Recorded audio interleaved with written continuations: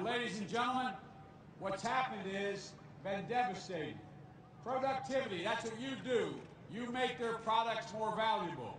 You do it better, you do it cheaper, you get more out there. It used to be, when productivity went up in America, everybody got to share. The people who caused the productivity increase, they got a piece of the action. They got a piece of the action. But it went up about 73%. But yet wages only went up about 9% all across America. Something's wrong, folks.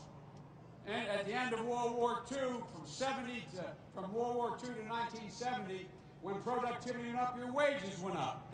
Your standard of living went up.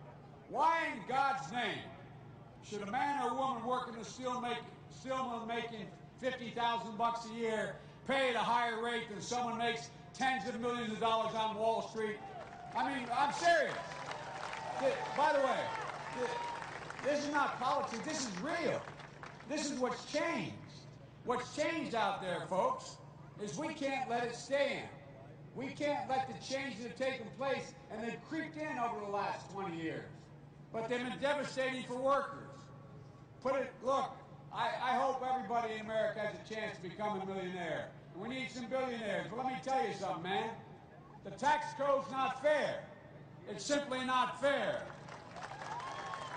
The wealthy aren't paying their fair share. It used to be one America. Everybody was in on the deal. When we were in trouble, everybody jumped in. When we were doing well, everybody did well. But that's not the case anymore. Back in the mid-'70s, you know, the top 1% of Americans, they own 20% of all the wealth in America. Today, 1% of Americans owns 40% of all the wealth in America. They're not bad people. Here's the deal, folks. It's set up that way. It's set up that way. It's the way the tax code's been set up. It's the way everything's been skewered. Back in the 70s, when you were getting started in the steel mills, Leo, what the situation was that the CEO made, on average, 25, 26 times the average employee. Now they make 400 times as much. What happened? What happened? Did American workers get less productive? Every study shows they've been more productive. So, folks, the fact of the matter is, we are in a position now. Look, now let me give you one example. You always hear our Republican friends saying, you know, Biden and Obama and all those Democrats, they want to provide free community college for everybody. 12 years is not enough anymore. 14 years is the minimum we need. Well, guess what? They say all he's going to do is raise the deficit. Look, folks, everything's a choice. Everything's a choice. Right now, we give a tax rate of $100 billion, $110 billion over 10 years to so-called trust fund babies. 0.8% of the population. They don't pay any tax on the value of what they inherit, the stock they inherit, when it goes from worth $10 million to $100 million. They don't pay that increase if that increase occurred before they, in fact, were given the stock. You know how much it costs to put 9 million people in community college for free, give them a better chance at a better life? It costs $6 billion a year. You know how much that tax cut costs? $10 billion a year. We can eliminate that tax cut, put everybody in community college who wanted to go, and cut the deficit by $4 billion a year. Folks, it's too hot to go into more detail, but here's the bottom line.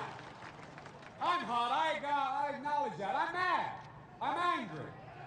Because the people I grew up with. Look, you saw too many people during this Great Recession, here in Pittsburgh and all around, make what I call the longest walk a parent has to make, up a short flight of stairs to say to their kids, honey, I'm sorry.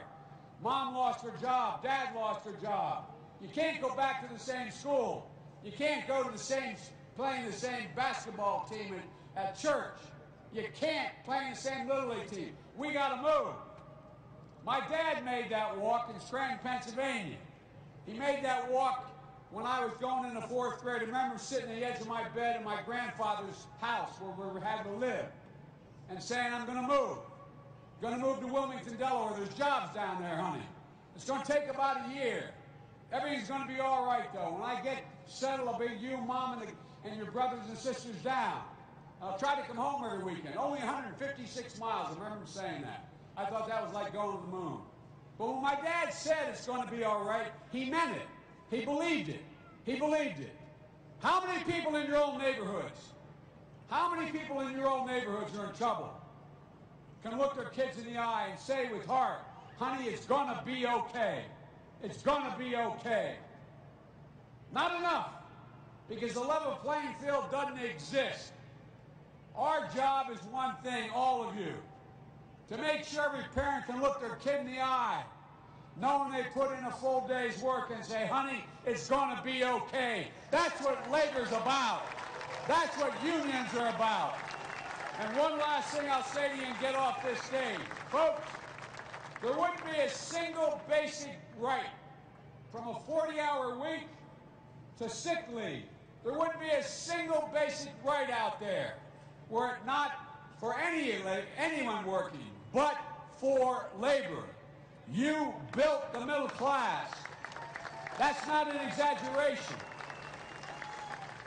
And as you've declined, the middle class has declined. So there's a simple correlation. Build labor, we build America. Build labor, we build the middle class. And folks,